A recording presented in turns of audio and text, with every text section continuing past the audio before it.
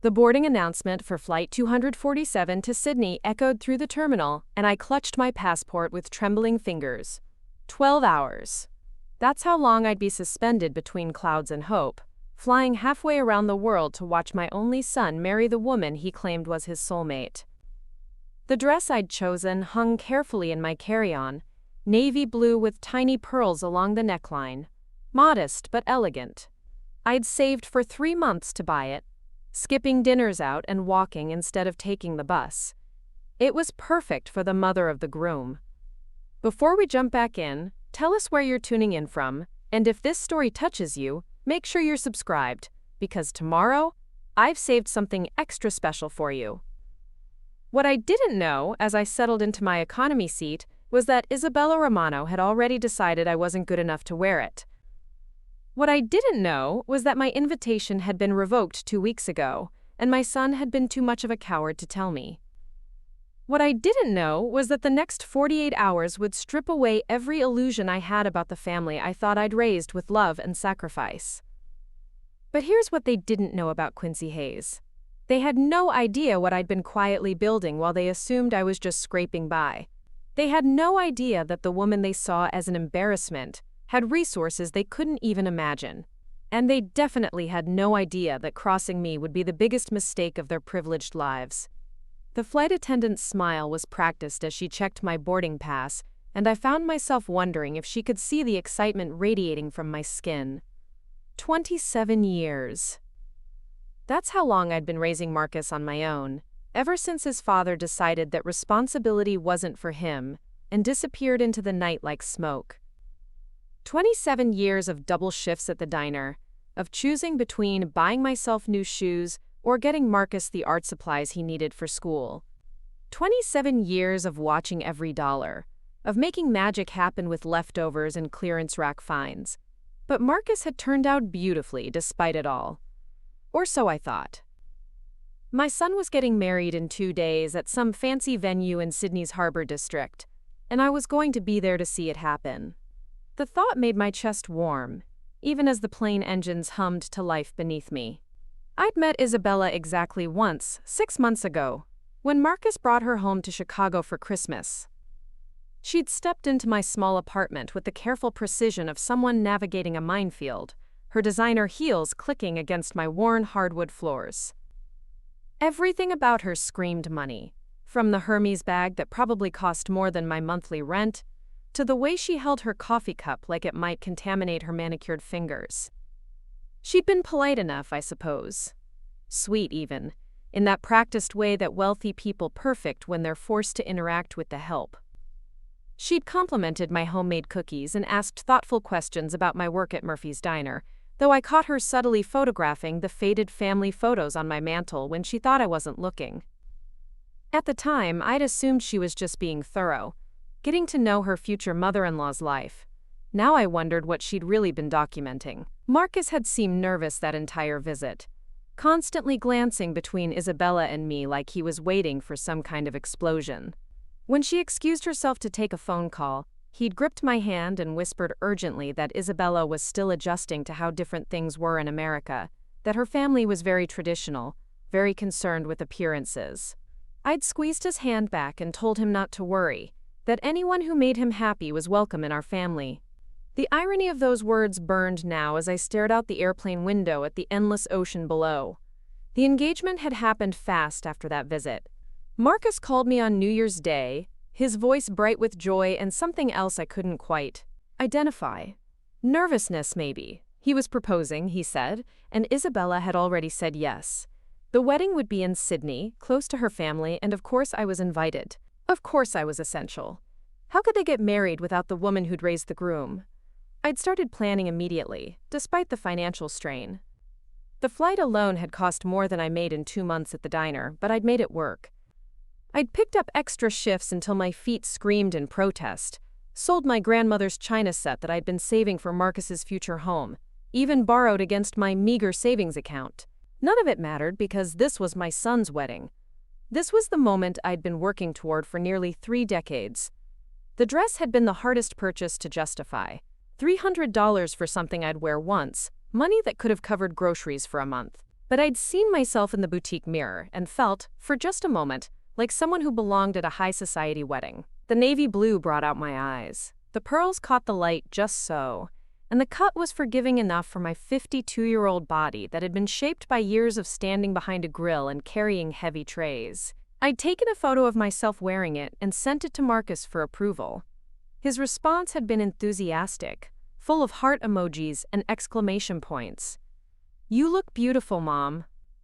Isabella's gonna love it. Can't wait for you to see the venue. It's gonna be perfect. Perfect." The word had sustained me through the anxiety of international travel, something I'd never done before. It had carried me through the awkwardness of navigating Sydney's airport with its unfamiliar accents and confusing signs. It had given me strength when the taxi driver had whistled low at the address I'd given him, muttering something about fancy harbor views that made my stomach clench with worry about whether I'd fit in. The hotel Marcus had booked for me was modest but clean, a far cry from the luxury resort where the wedding party was staying. I understood that, though. Weddings were expensive, and I'd insisted I could find my own accommodations. I'd even researched the area, mapping out the walking route to the venue so I wouldn't have to spend money on another taxi. 23 minutes if I kept a good pace, doable even in heels. I'd arrived on Thursday evening, giving myself a full day to recover from jet lag before the Friday rehearsal dinner and Saturday ceremony. The plan was simple: rest on Friday morning, attend the rehearsal dinner Friday evening, then the wedding on Saturday afternoon. Marcus had texted me the details weeks ago, along with a sweet message about how excited he was to introduce me to all of Isabella's family. I was finally going to meet the people who'd raised the woman my son loved. Friday morning dawned crisp and bright, Sydney's harbor sparkling like scattered diamonds in the distance. I'd slept fitfully, my body confused by the time change, but excitement had me up early anyway. I ordered room service coffee, a small luxury I allowed myself, and spent an hour pressing my dress and checking my makeup. I wanted everything to be perfect. At 11 a.m., my phone rang. Marcus's name lit up the screen, and I answered with a smile in my voice. "Good morning, sweetheart. I'm so excited for tonight. How are you feeling? Nervous?" There was a pause that stretched too long, filled with something heavy I couldn't name. "Mom," he said finally, and his voice sounded strange. Strained. "We need to talk." My stomach dropped like a stone, but I kept my voice light. "Of course, honey. What's on your mind? Pre-wedding jitters?" Another pause. In the background, I could hear voices, muffled but urgent. A woman's voice, sharp with authority. "Isabella." "The thing is," Marcus continued, and now I could hear the shake in his words, "there's been a change in plans. About tonight. And tomorrow." "What kind of change?" I asked carefully, settling onto the edge of the hotel bed. "Isabella's family is very traditional," he said, the words coming out in a rush.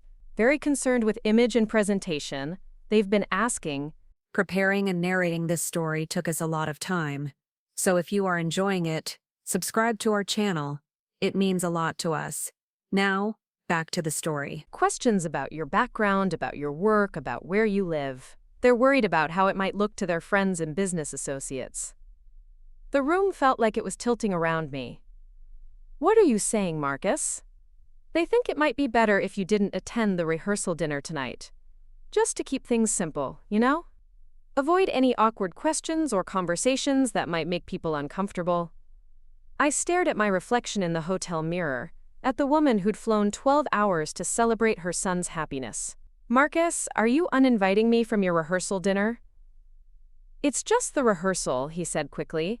"The wedding is still happening. You're still invited to that. Isabella just thinks it would be easier if we introduced you gradually, maybe at the reception when people are more relaxed." My hands were shaking now, but my voice remained steady. "And what do you think, Marcus? What does my son think about his mother being too embarrassing for his rehearsal dinner?" Silence stretched between us, filled with everything he wasn't saying. "It's not about being embarrassing," he finally whispered. "It's just complicated. Isabella's father is flying in some important business partners. Her mother has been planning this for months. There are photographers, and the guest list is very specific. And I don't fit? I finished for him. Mom, please don't make this harder than it has to be. One more day, and then you'll be there for the actual wedding. That's what matters, right? That's the important part. I looked down at my hands, at the calluses on my fingers from years of washing dishes and scrubbing tables. At the simple engagement ring I still wore, even though Marcus's father had left us both behind without a second thought. At the hands that had worked themselves raw to give my son every opportunity, every chance to become the man who is now ashamed of where he came from. I understand, I said quietly. You do? Relief flooded his voice. Thank you, Mom. I knew you'd understand. Tomorrow is going to be beautiful, I promise. Isabella's been working so hard to make everything perfect. I'm sure she has, I murmured. Marcus, can I ask you something? Of course. When did you stop being proud of me? The question hung in the air like a physical thing, sharp and painful. Mom, that's not fair. I am proud of you. This isn't about pride. It's about image, I said. It's about presentation. It's about the fact that your fiancé is ashamed of your background and you're letting her be. That's not true, he protested, but his voice lacked conviction. Isn't it? I stood up, pacing to the window to stare out at the harbor. Tell me, Marcus, what exactly did you tell Isabella about how you grew up? Another pause. What do you mean? Did you tell her about the nights I worked double shifts so you could take art classes? Did you tell her about the time I sold my wedding ring to buy you that computer for college? Did you tell her about all the times I went without so you could have more? Mom, please. Or did you paint a different picture? Did you maybe make it sound like things were easier than they were? Did you perhaps forget to mention that your mother works at a diner because she never had the chance to finish college herself? The silence that followed was answer enough. I closed my eyes, feeling something fundamental shift inside my chest. Not breaking, exactly, but rearranging itself into a new shape. A harder shape. I see, I said softly. It's not what you think, Marcus said desperately. I never lied about anything. I just didn't go into details about every single struggle. People don't need to know everything about our personal business. No, I agreed. They don't. But your wife should. Your wife should know exactly who raised the man she's marrying. And if she's ashamed of that story, then maybe she's not the right woman for you. Don't. Marcus's voice turned sharp now, defensive. Don't make this about Isabella. She's been nothing but kind to you. Kind.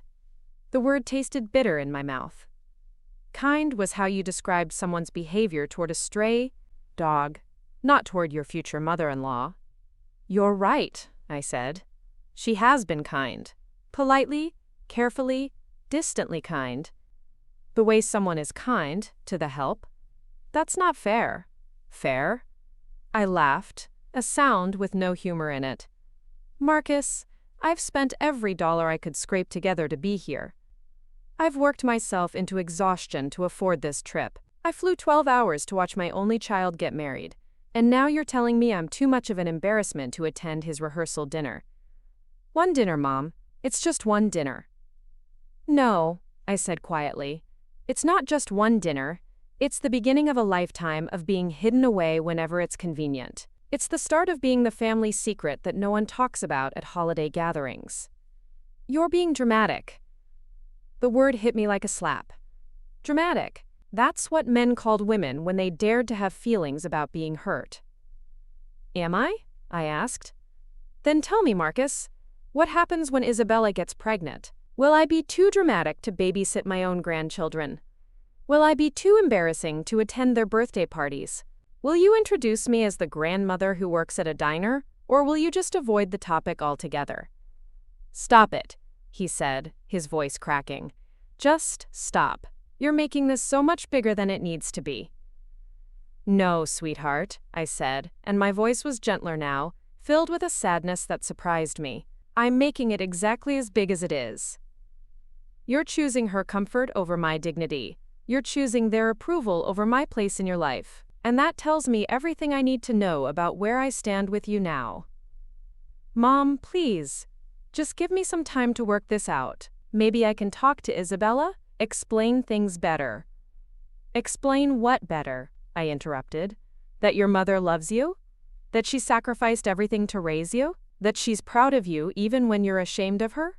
I'm not ashamed of you.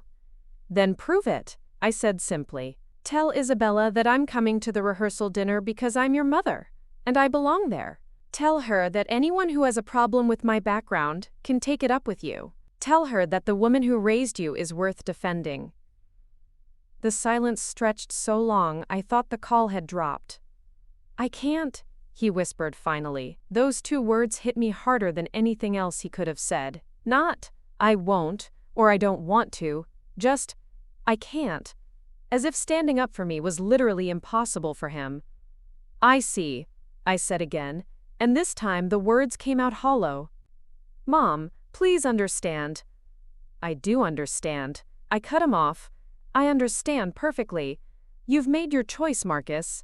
You've chosen to protect Isabella's feelings over mine. You've chosen to preserve her family's comfort over my dignity. And you've chosen to start your marriage by erasing the woman who made it possible for you to become the man she fell in love with. That's not what I'm doing, isn't it? I walked back to the mirror, staring at my reflection, at the woman who'd been foolish enough to think love was stronger than shame. Tell me, when you look at me, what do you see? I see my mom. No, I said softly. You see a liability. You see someone who might say the wrong thing, or wear the wrong clothes, or remind people that you didn't grow up with money. You see everything you've worked to distance yourself from. That's not true. Then why can't you invite me to your own rehearsal dinner? Another pause.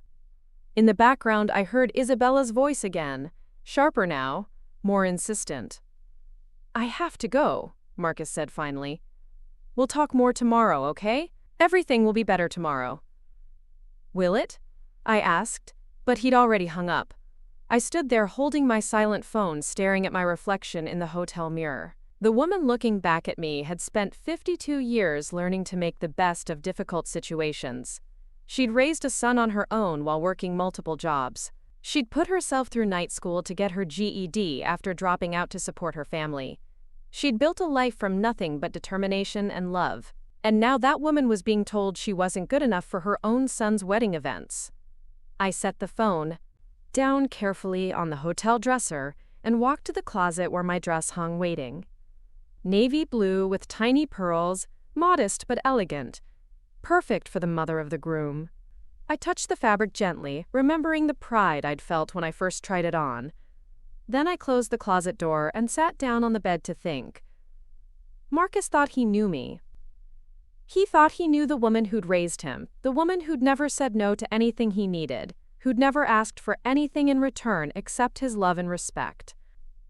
He thought I was the same person who used to cry quietly in the bathroom after particularly difficult days, who used to lie awake at night worrying about bills and whether I was doing enough for him. But Marcus had been gone for 7 years now, building his own life, creating his own identity. He hadn't been around to see the ways I'd changed, the things I'd accomplished, the quiet strength I'd developed. He still saw me as the struggling single mother who needed to be managed and protected from her own limitations. What he didn't know was that the struggling part of my story had ended 3 years ago. What he didn't know was that Murphy's Diner wasn't just where I worked anymore. It was what I owned.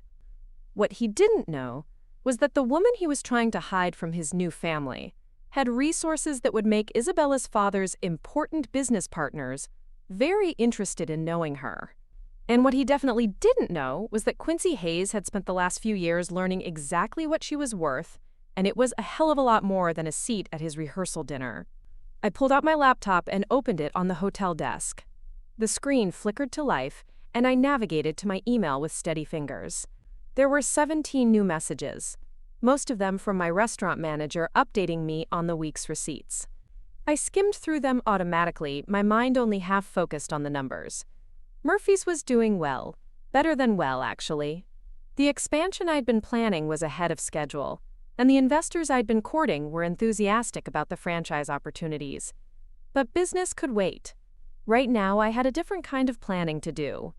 I opened a new browser window and pulled up the website for the Harbor Grand, the luxury resort where Marcus and Isabella were staying, where the rehearsal dinner was happening tonight. where I was apparently not welcome.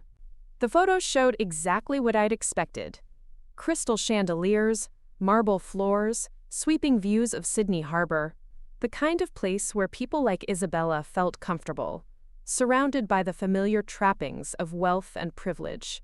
The kind of place where a diner owner from Chicago would definitely stand out. Perfect. I scrolled through the restaurant listings, noting the dress codes and reservation requirements. The main dining room where the rehearsal dinner was being held required formal attire and advanced bookings.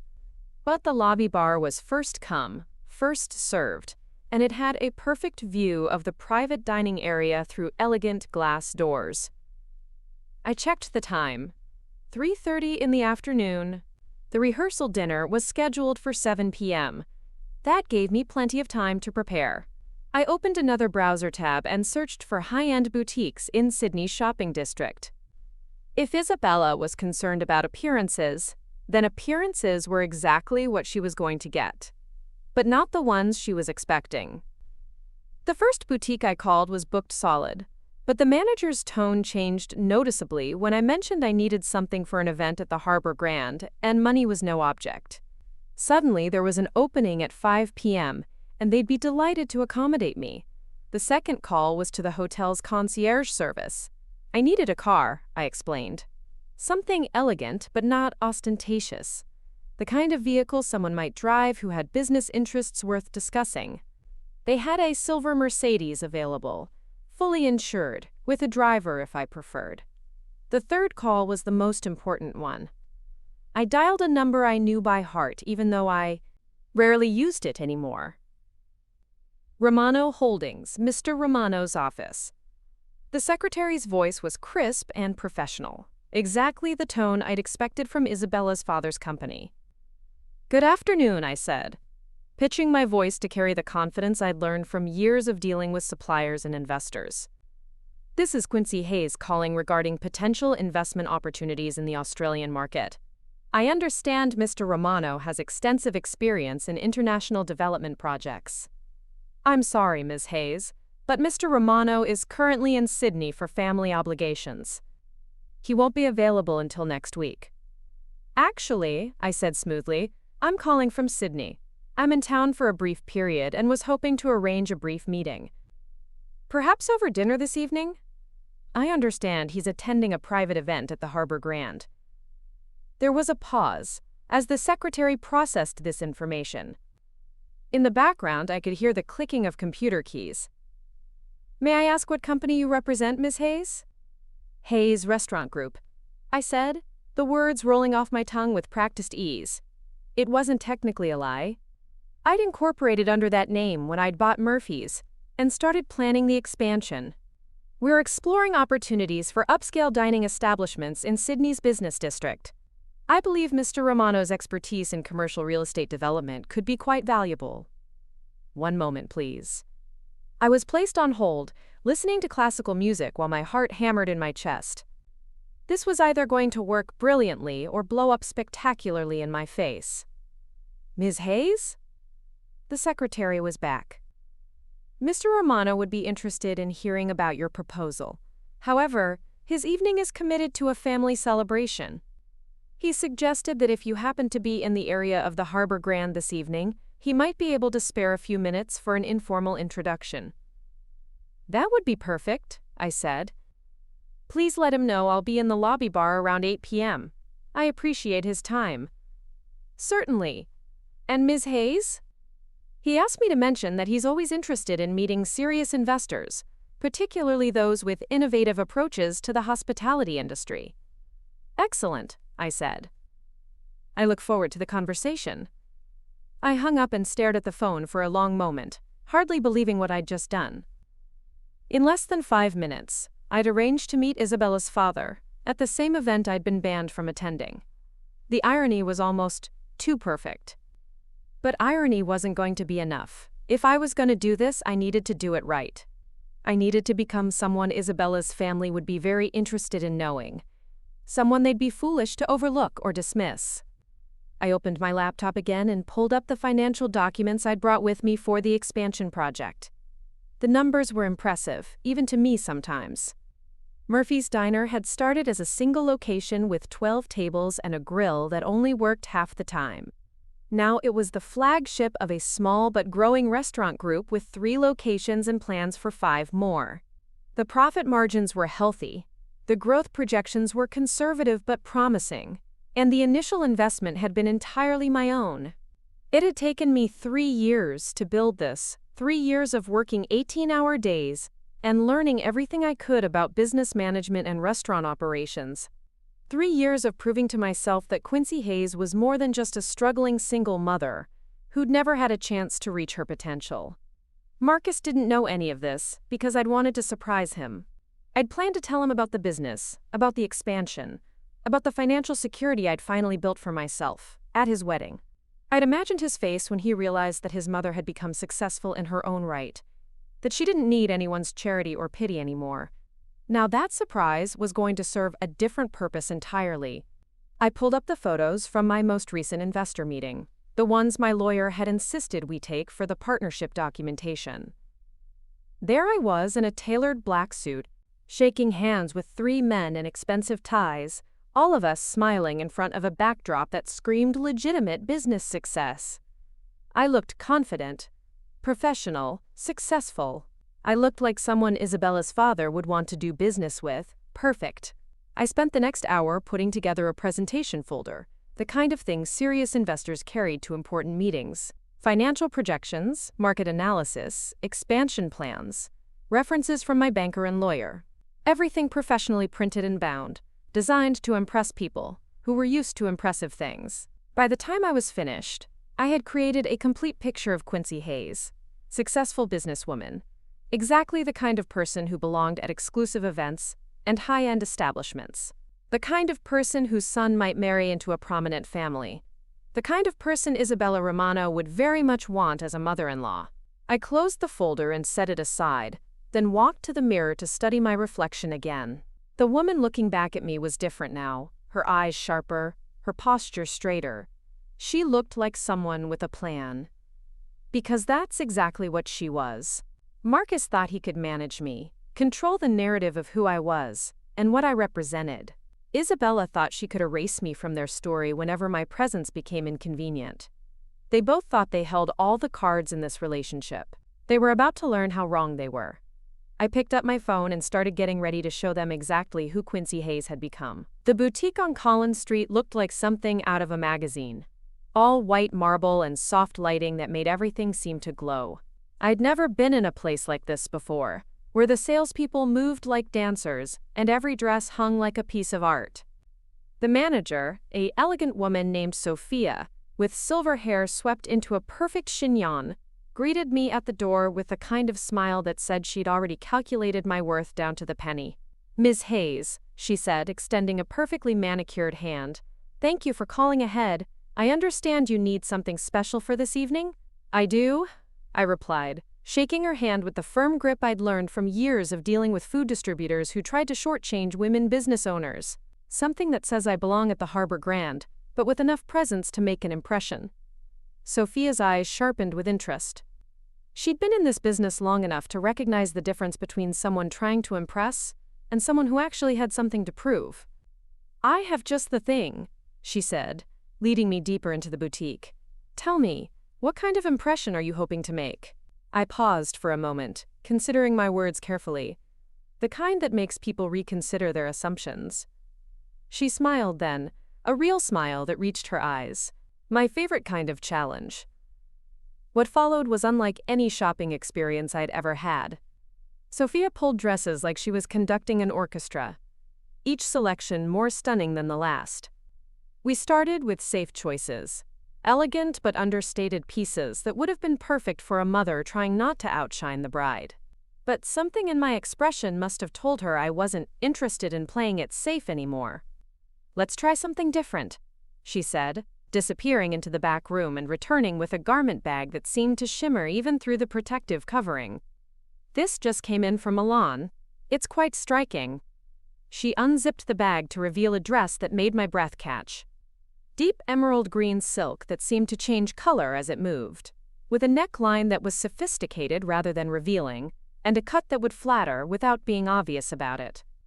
It was the kind of dress that whispered money rather than shouting it, that suggested confidence earned rather than inherited. "It's beautiful," I said, running my fingers along the fabric. "But is it too much?" "For what?" Sophia asked, tilting her head. "For someone who wants to be noticed, or for someone who's tired of being overlooked?" The question hit me squarely in the chest. When was the last time I'd allowed myself to be noticed? When was the last time I'd worn something that made me feel powerful instead of invisible? "Try it on," Sophia said gently. "You'll know when you see yourself in it." The fitting room was larger than my hotel bathroom, with 3 mirrors that showed me from every angle. I slipped into the dress carefully, afraid I might somehow damage something so beautiful just by touching it. But the moment the silk settled against my skin, I felt something shift inside me. The woman in the mirror wasn't the tired diner owner who'd been scraping by for years. She wasn't the embarrassing mother who needed to be hidden away from polite society. This woman looked like she belonged in boardrooms and first-class lounges. She looked like someone who made decisions that mattered, who commanded respect without asking for it. "How does it feel?" Sophia called from outside the curtain. "Like armor," I said, surprising myself with the honesty. "Perfect," she replied. "Now let's talk accessories." An hour later, I walked out of that boutique transformed. The emerald dress was accompanied by delicate gold jewelry that caught the light just enough to draw attention, shoes that added 3 inches to my height and at least 10 years to my confidence, and a small clutch that cost more than most people's monthly grocery budget but looked understated enough to suggest this was normal for me. Sophia had also insisted on doing my makeup and hair, calling in a stylist friend who worked with Sydney's social elite. My graying brown hair was swept up into a sophisticated twist that emphasized my cheekbones and made my hazel eyes look larger and more determined. The makeup was flawless but not overdone, designed to enhance rather than transform. "Remember," Sophia said as I prepared to leave, "confidence is the best accessory. You have something important to say tonight. Make sure they hear it." I nodded, clutching the receipt that would have made my younger self faint with shock. But that younger self had never owned 3 successful restaurants, or had investors calling her with expansion opportunities. That younger self had never learned that sometimes you had to spend money to make people take you seriously. The Mercedes was waiting outside the boutique, silver and sleek with leather seats that probably cost more than my first car. The driver, a quiet man named James who looked like he'd been chauffeuring wealthy clients his entire life, held the door open without comment on my transformation. "The Harbor Grand, please," I said, settling into the back seat and trying not to think about how natural this felt. "Certainly, ma'am," James replied. "Big evening planned?" "You could say that," I murmured, watching Sydney's skyline blur past the tinted windows. The drive gave me time to think, to really process what I was about to do. Part of me knew this was crazy, that I was taking a massive risk by confronting Isabella's family on their own territory. But another part of me, the part that had been quietly building a business empire while everyone assumed I was just surviving, felt like this had been inevitable, from the moment Marcus had chosen to protect Isabella's comfort over my dignity.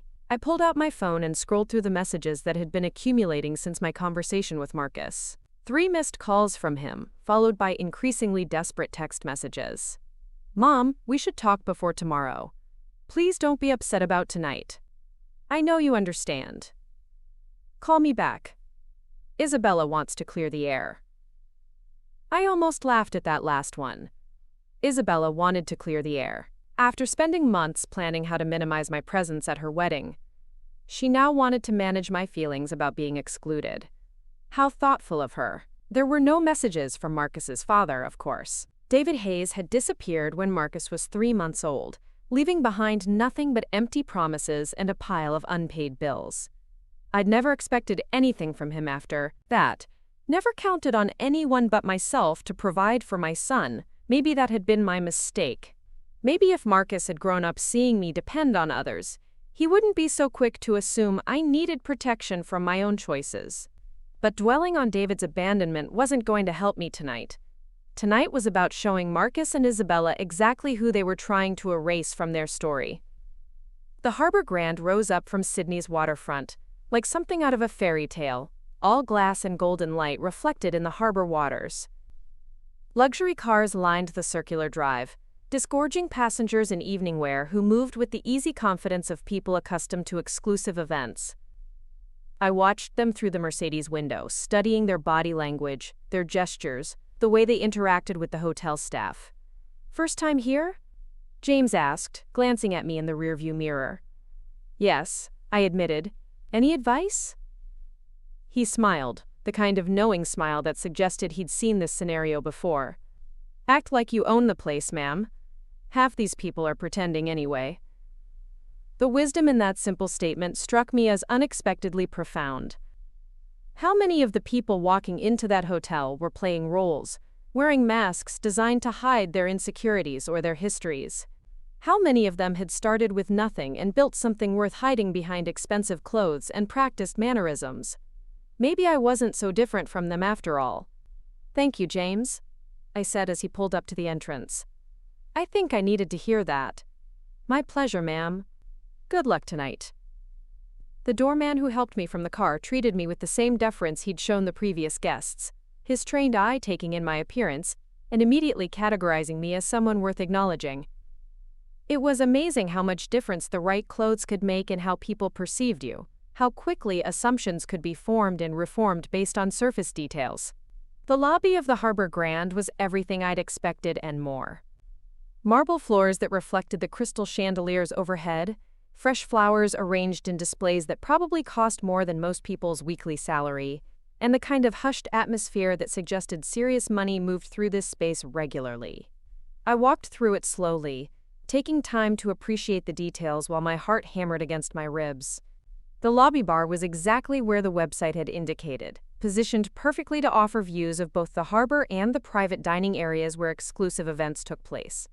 I could see through the glass doors into the space where Marcus's rehearsal dinner was being held, could make out the elegant table settings and the flowers that Isabella had no doubt agonized over for months.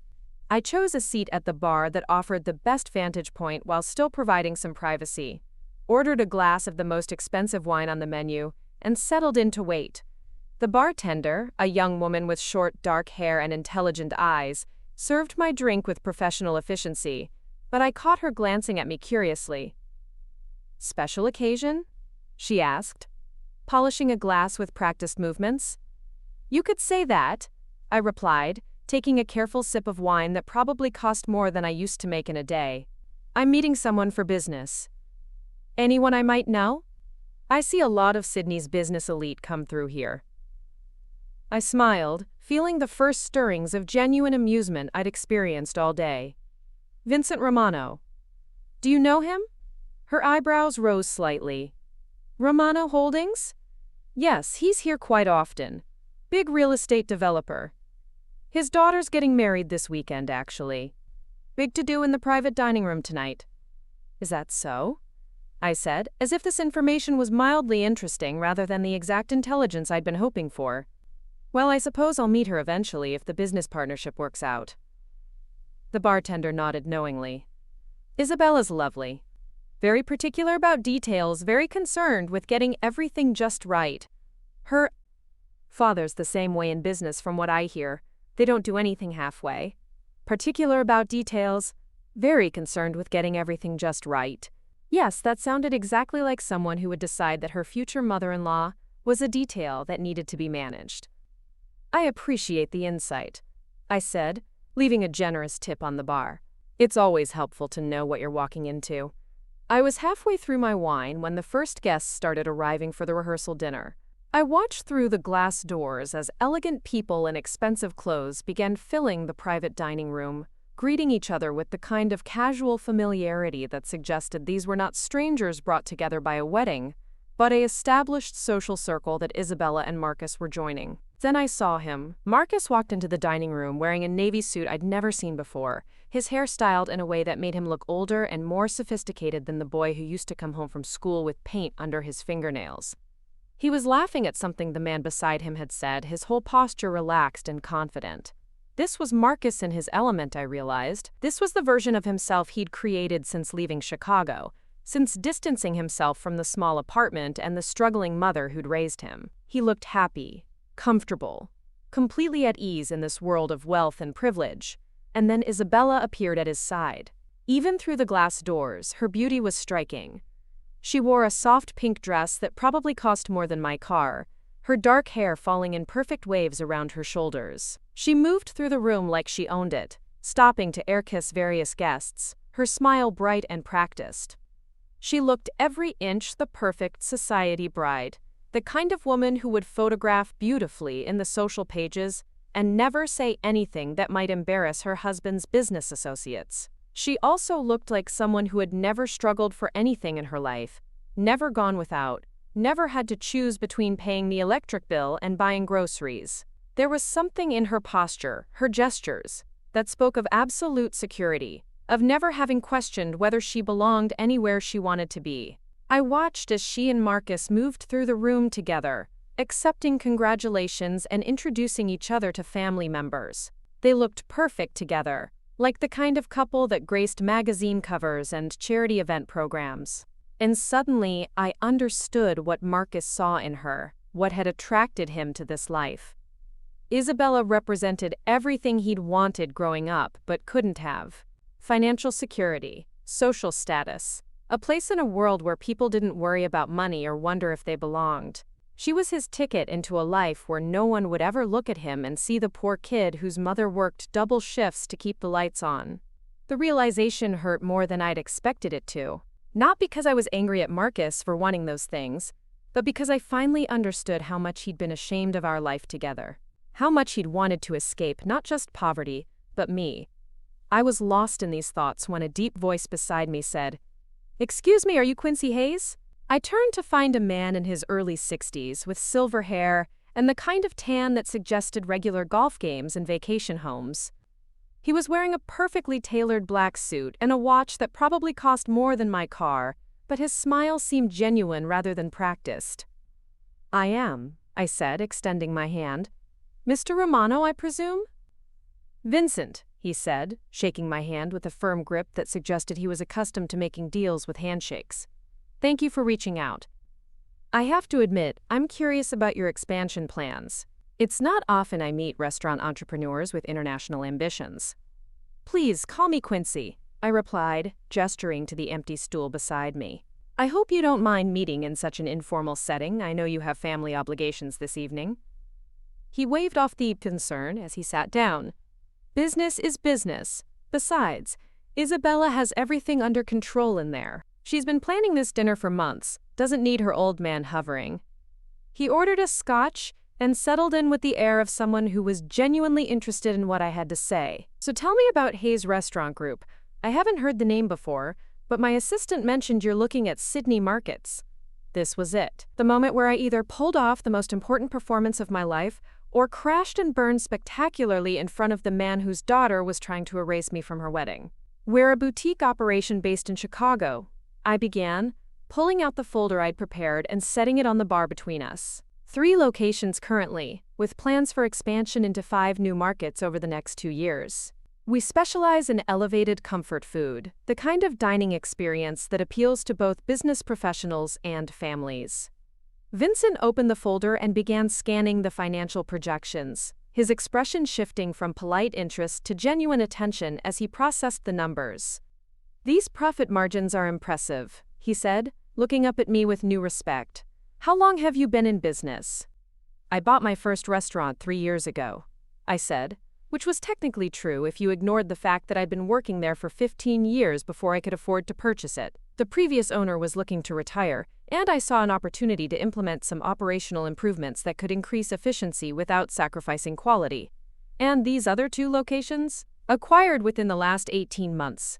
Both were underperforming properties in good neighborhoods. We were able to turn them around by focusing on consistent service and menu offerings that could compete with higher-end establishments while maintaining accessible price points. Vincent nodded approvingly, clearly impressed by what he was reading. "This kind of growth trajectory suggests serious business acumen. What's your background? Business school? Restaurant management?" Here was the tricky part. I could lie, create some fictional educational background that would impress him, or I could tell a version of the truth that emphasized different aspects of my experience. "I came up through the industry," I said carefully. 15 years of hands-on experience in every aspect of restaurant operations, from kitchen management to customer service to financial planning. I believe you can't effectively run a business unless you understand it from the ground up. I couldn't agree more, Vincent said, signaling the bartender for another round. Too many people try to jump into restaurant ownership without understanding how brutal the industry can be. The failure rate is astronomical. Exactly why we focus on operational excellence first, expansion second. We're not interested in growing fast, we're interested in growing smart. For the next 20 minutes, Vincent grilled me on every aspect of my business plan. Market analysis for Sydney's dining scene, staffing strategies for international operations, supply chain considerations for maintaining quality across multiple locations. It was like the most intense job interview of my life, but I found myself enjoying it. This was what I'd worked for, what I'd studied and planned and sacrificed to achieve. The ability to sit across from successful business people and speak their language. Impressive, Vincent said finally, closing the folder and leaning back in his chair. I have to say, Quincy, you've put together something substantial here. The Australian market is challenging for American food concepts, but your approach seems thoughtful enough to work. I appreciate that, I said, feeling a flush of genuine pride. I've spent months researching Sydney's market conditions, and I think there's room for what we're offering. Have you given any thought to local partnerships? Australian investment regulations require foreign businesses to have local connections, but beyond that, having someone who understands the market can be invaluable. This was exactly what I'd hoped he might say. I'd be very interested in exploring partnership opportunities with the right investor. Someone with experience in commercial real estate development would be ideal. Vincent smiled, the kind of smile that suggested a deal might be in the works. I think we should definitely continue this conversation. Are you in Sydney long?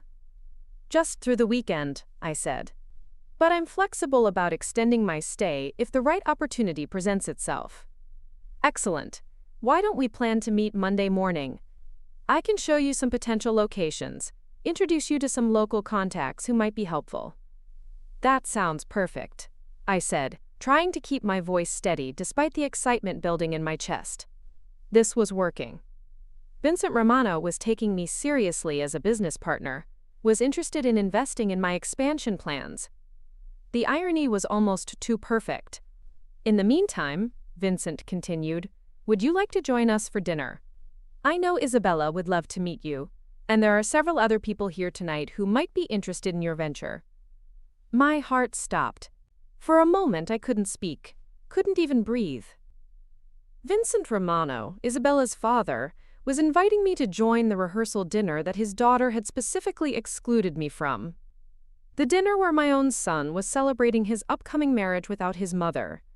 I wouldn't want to intrude on a family celebration, I managed to say. Nonsense, Vincent said, standing up and straightening his jacket. Isabella loves meeting new people, especially successful businesswomen. She'll be thrilled to learn about your expansion plans. Before I could protest further, he was walking toward the private dining room, clearly expecting me to follow. I grabbed my clutch and the business folder, my mind racing as I tried to process what was about to happen. In 60 seconds, I was going to walk into my son's rehearsal dinner as Vincent Romano's guest.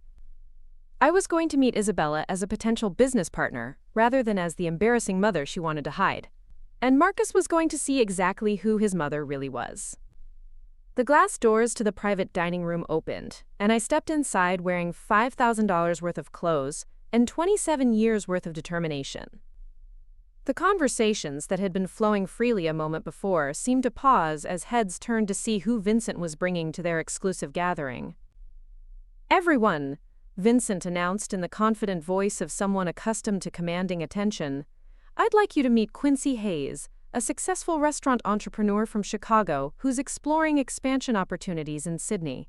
I surveyed the room with practiced calm, taking in the elegant decorations, the perfectly dressed guests, the elaborate floral arrangements that probably cost more than most people's monthly rent.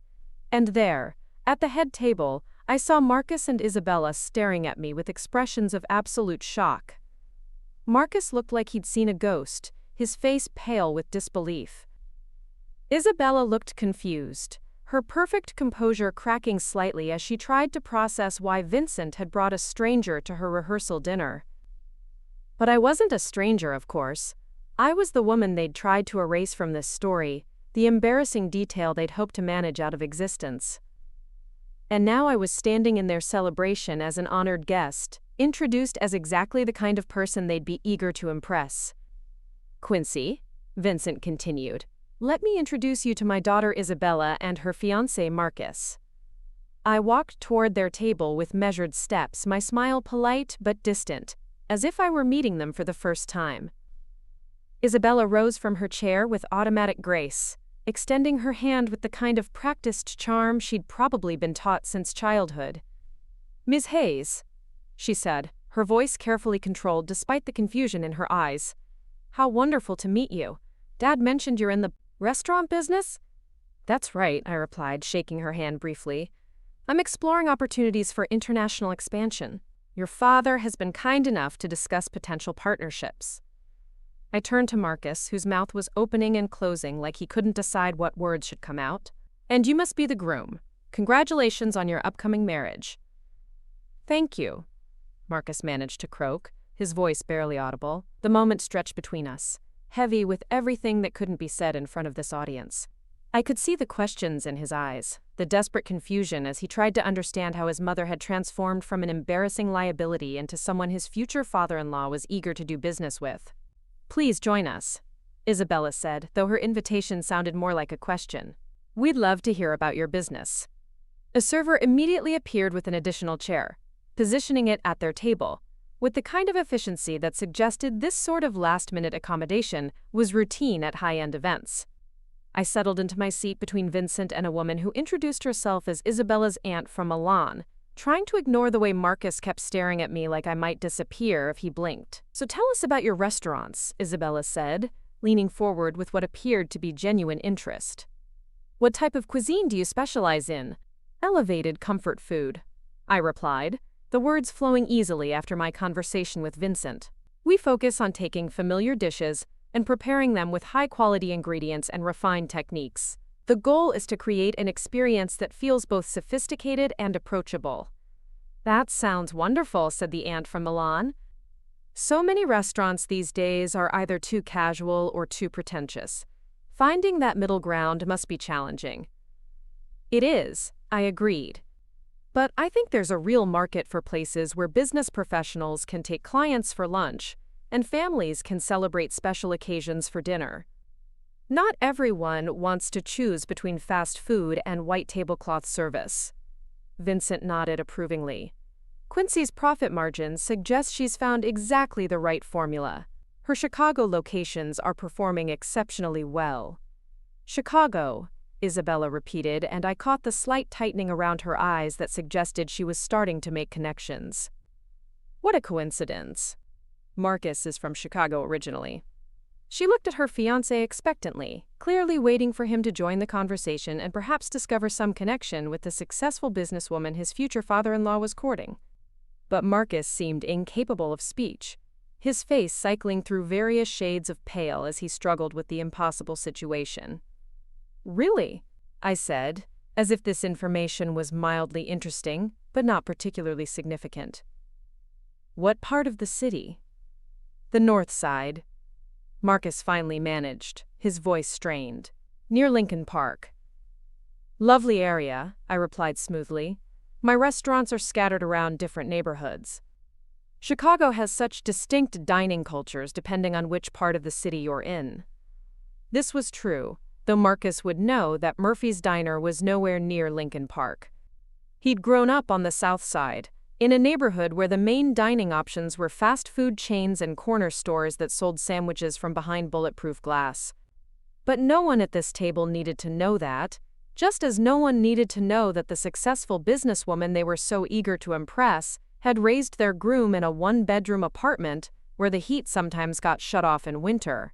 The conversation flowed around the table, touching on business trends and investment opportunities, travel recommendations, and cultural observations. I found myself genuinely enjoying parts of it, discovering that I could hold my own in discussions about market analysis and growth strategies.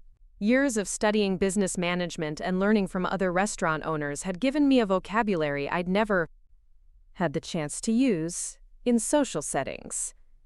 Isabella, I had to admit, was an excellent hostess. She kept the conversation moving smoothly, drew quieter guests into discussions, and managed to make everyone feel included and valued.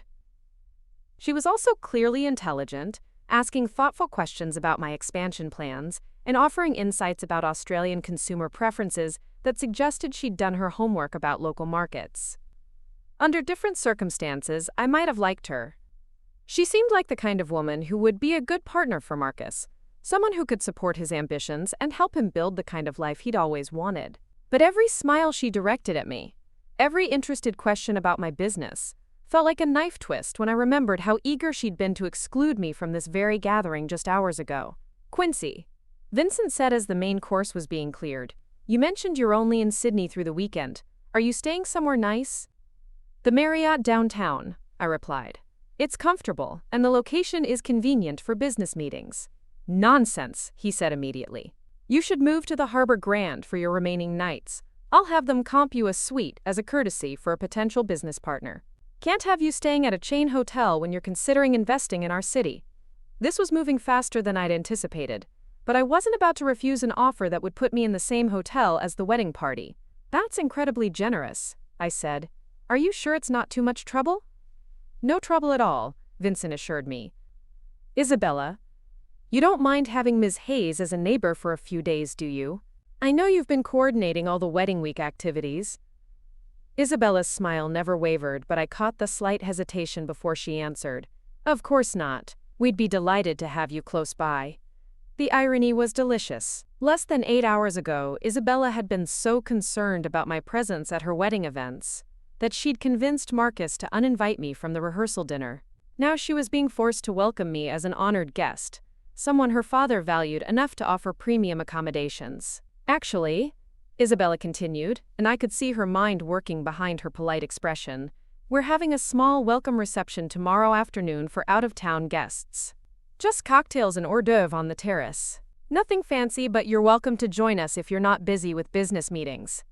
The invitation was perfectly phrased to sound gracious while giving me an easy out. She was probably hoping I'd decline, that I'd be too focused on business to attend another wedding-related event. But I wasn't about to make things that easy for her. "That sounds lovely," I said. "I'd be honored to attend." "Wonderful," Isabella replied, though her smile looked slightly strained now. "It starts at 4. Very casual, just a chance for everyone to mingle before the big day." Marcus hadn't said a word during this entire exchange, but I could feel his eyes on me, could practically hear the questions racing through his mind. How had his struggling mother become someone his future father-in-law wanted to invest with? Where had the money for those clothes come from? How long had I been hiding this other life from him?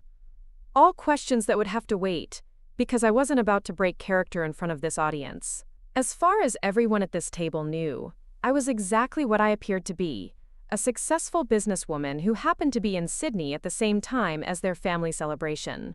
The fact that I was also the mother of the groom was information I wasn't ready to share yet. The evening continued with toasts and speeches, stories about Isabella and Marcus's courtship, warm wishes for their future together. I listened politely, applauding at appropriate moments, playing the role of the gracious guest who was delighted to witness such a lovely family celebration. But inside, I was cataloging every detail, every interaction, every assumption being made about who belonged in this room and who didn't.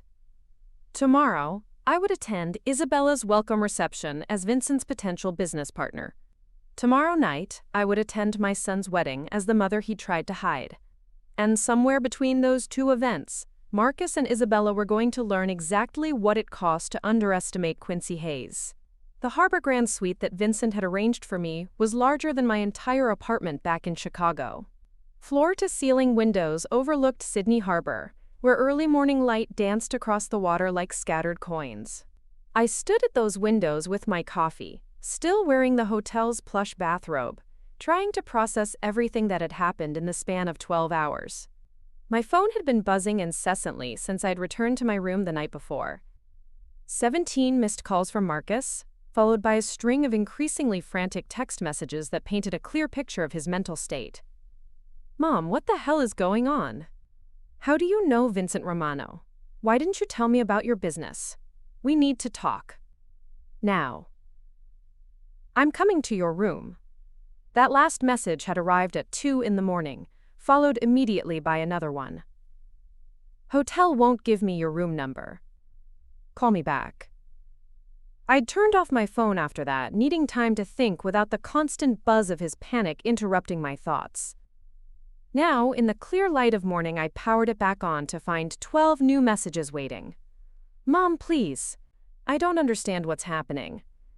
Isabella is asking questions I can't answer. How long have you been planning this? You're making me look like an idiot. That last one made me laugh, a sound with more edge than humor. I was making him look like an idiot? Marcus was the one who'd been so ashamed of his background that he'd hidden the truth from his fiancée, so embarrassed by his mother's circumstances that he'd uninvited her from his own rehearsal dinner. I hadn't made him look like anything. I'd simply revealed who I actually was beneath the assumptions he'd been comfortable making. I set the phone aside without responding and walked to the closet where my new clothes hung beside the navy dress I'd originally planned to wear to the rehearsal dinner. The contrast was stark: old Quinn versus new Quinn, struggling mother versus successful businesswoman. Both versions were true, but only one of them commanded respect in Isabella's world. Today's challenge would be different from last night's performance. At the rehearsal dinner, I'd had the advantage of surprise and Vincent's introduction to establish my credibility. But the welcome reception would be a smaller, more intimate gathering, where sustained conversation would be inevitable. I'd need to maintain my cover while navigating whatever confrontation Marcus was undoubtedly planning. The irony wasn't lost on me that my son was now the one desperately seeking my attention, after spending years gradually pulling away as his own success grew. When he'd graduated from college, our weekly phone calls had become bi-weekly, then monthly. When he'd gotten his first real job at a marketing firm, our conversations had shifted from personal updates to brief exchanges about his career progress. When he'd moved to Sydney for the promotion that led to meeting Isabella, our communication had dwindled to holiday cards and the occasional text message. I'd told myself this was natural, that successful children outgrew their need for constant maternal contact. But now I wondered if the distance had been more calculated than I'd realized. Had Marcus been slowly editing me out of his life long before Isabella arrived on the scene?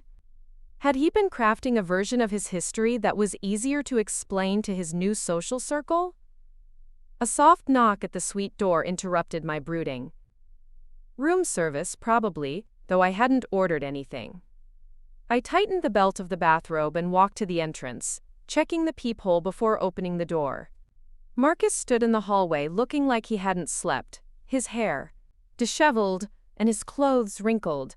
His eyes were red-rimmed and desperate, the expression of someone whose carefully constructed world had just shifted off its axis. "Mom," he said, his voice hoarse. "Thank God. I've been trying to reach you all night." I stepped aside to let him enter, noting how his gaze immediately swept the suite with its expensive furnishings and harbor views. He was calculating, trying to reconcile this luxury with his image of his struggling mother who worked at a diner. "Nice room," he said, the words coming out slightly strangled. "Vincent was very generous," I replied, walking back to the windows and picking up my coffee cup. "He's quite interested in my expansion plans." Marcus stared at me for a long moment, his mouth opening and closing like he couldn't decide which of his 1,000 questions to ask first. "Your expansion plans," he repeated finally. "Mom, what the hell is going on? Last time we talked, you were working at Murphy's Diner. Now you're some kind of restaurant mogul that Vincent Romano wants to do business with?"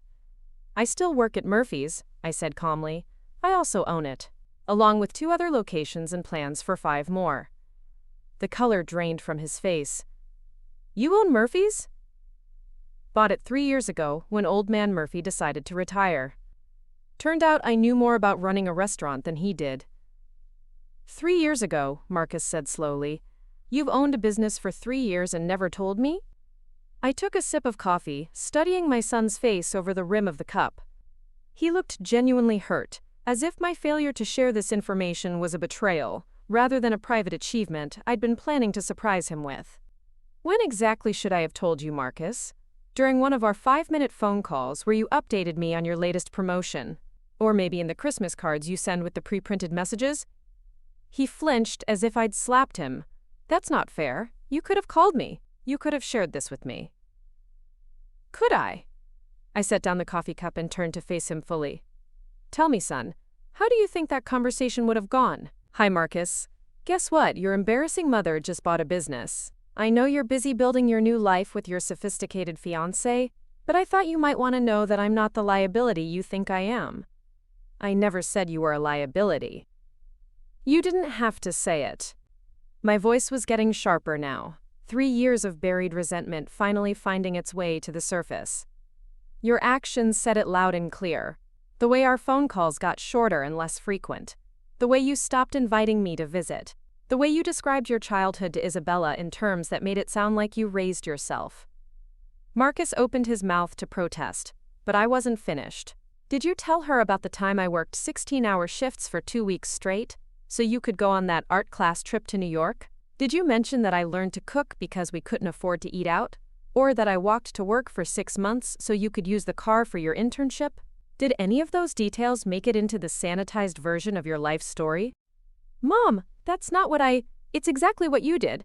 I cut him off. You took the parts of our life that served your narrative and edited out the rest.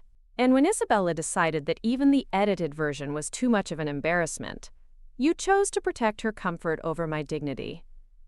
Marcus sank into one of the suite's elegant chairs, his head in his hands. I never meant for it to happen like this. But you let it happen, I said quietly. When Isabella suggested I might be too overwhelming for her family's refined sensibilities, you didn't defend me. You didn't explain that the woman who raised you might have something valuable to contribute to your celebration. You just agreed that I was a problem to be managed. She didn't say you were overwhelming, Marcus protested weakly. She just thought it might be easier if we introduced you gradually, let people get to know you slowly instead of throwing you into the deep end with all her family's expectations. Expectations, I repeated. What exactly were they expecting me to do, Marcus? Show up in my work uniform and start serving drinks? Use the wrong fork during dinner? Tell embarrassing stories about your childhood? Of course not. Then what? What about me was so terrifying that your fiancé felt the need to protect her family from my presence? Marcus was quiet for a long moment, staring at his hands. When he finally spoke, his voice was barely above a whisper. She was worried you might feel out of place, that you might be uncomfortable around her family's friends, that you might feel like you didn't belong, so she decided I didn't belong. That's not what she said. It's what she meant. I walked to the window again, looking out at the harbor where expensive boats bobbed at their moorings. Tell me something, Marcus. When you introduced Isabella to your colleagues, did you worry that she might feel out of place? Did you suggest that maybe she should skip the office Christmas party because she might not fit in with people who hadn't grown up with money? That's different. How?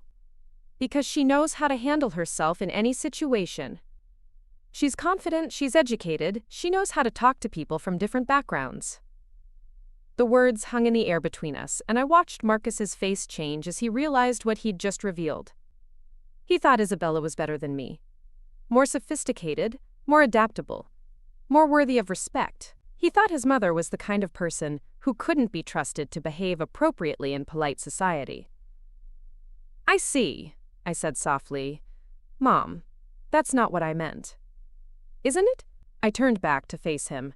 You just told me that Isabella is confident and educated and knows how to talk to people, with the clear implication that I am none of those things. You think I'm some kind of social liability who needs to be managed and protected and hidden away when it's convenient. That's not true. Then why didn't you defend me when Isabella expressed her concerns? Why didn't you tell her that your mother is perfectly capable of holding her own in any social situation? Why didn't you insist that I belonged at your rehearsal dinner because I'm your family, regardless of what anyone else might think? Marcus was crying now, silent tears that he wiped away with the back of his hand like a child. Because I was scared, he admitted. I was scared that you and Isabella wouldn't get along, that her family would judge you, that it would create problems for our relationship. So you chose her over me. I chose to avoid conflict. By sacrificing my dignity, I said. By allowing your fiancé to treat me like an embarrassment that needed to be hidden. By participating in the erasure of your own history because it didn't fit the image you wanted to project. We stared at each other across the luxurious suite, and I could see Marcus trying to process not just my words but my transformation. This wasn't the conversation he'd expected to have. He'd probably anticipated finding me hurt and confused, maybe angry, but ultimately willing to be placated with apologies and promises that things would be different in the future. Instead, he was facing a version of his mother he didn't recognize. Someone who spoke with confidence about business expansion and wore clothes that cost more than his monthly salary. Someone who had walked into his exclusive social circle and been welcomed as an equal rather than tolerated as a charity case. How? He asked finally.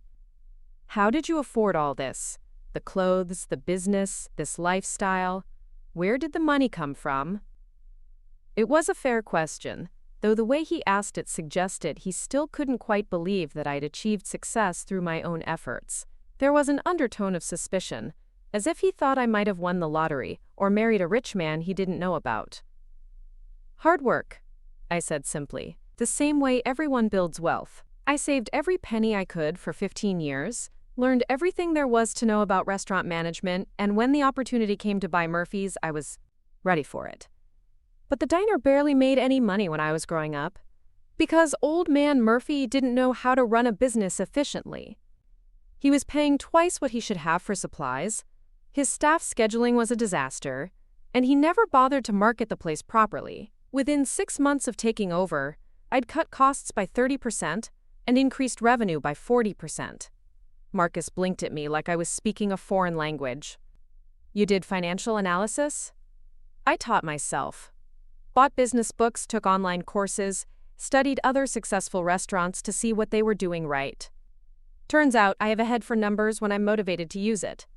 Why didn't you tell me any of this? The hurt in his voice was genuine, but it was also frustrating. How could I explain that I'd been trying to tell him, trying to share my excitement about the business and my plans for expansion, but that he'd been too busy with his own life to really listen? I tried, I said. Remember last Christmas when I mentioned I was thinking about making some changes at work? You said that sounded nice and then spent the next hour telling me about your promotion. Marcus's face crumpled with recognition. I thought you meant like redecorating or something. And when I said I was taking some business classes, you assumed I meant cooking classes. Oh, God. He put his head in his hands again. I wasn't listening. I wasn't really paying attention. No, I agreed. You weren't. Because you'd already decided that my life was small and predictable and not worth your full attention. You'd categorized me as someone who worked at a diner and would always work at a diner, and once you'd made that judgment, you stopped seeing me as someone who might surprise you. I'm sorry, Marcus whispered. I'm so sorry, Mom. The apology was sincere, but it wasn't enough. Not after years of being gradually diminished in his eyes. Not after being excluded from his own wedding celebrations. Not after watching him choose his fiancée's comfort over his mother's dignity. Sorry doesn't fix this, Marcus, I said gently. Sorry doesn't undo the fact that you were willing to erase me from your story whenever it became convenient. And it doesn't address the real problem, which is that you're ashamed of where you came from. I'm not ashamed. You are, I said with certainty. You're ashamed of the apartment we lived in, the jobs I had to work, the sacrifices we both made so you could have opportunities. You've spent years trying to distance yourself from that history, and Isabella gave you permission to finally cut the last tie. Marcus stood up abruptly, pacing to the window and back. What do you want from me? What do I need to do to fix this? I want you to decide who you are, I said. Are you the man who stands up for his family, regardless of what other people think? Or are you the man who chooses social acceptance over personal integrity? That's not a fair choice. It's the only choice that matters. I walked to the closet and pulled out the dress I'd selected for the afternoon reception, a sophisticated cream-colored piece that struck the perfect balance between professional and elegant. Isabella invited me to the welcome reception this afternoon as Vincent's potential business partner, not as your mother. I'm going to attend, and I'm going to continue building the relationship with your future father-in-law that could be very beneficial for my business expansion. Marcus stared at the dress, then at me. What does that mean? It means that your fiancée is going to spend the afternoon being polite to the woman she tried to exclude from your wedding.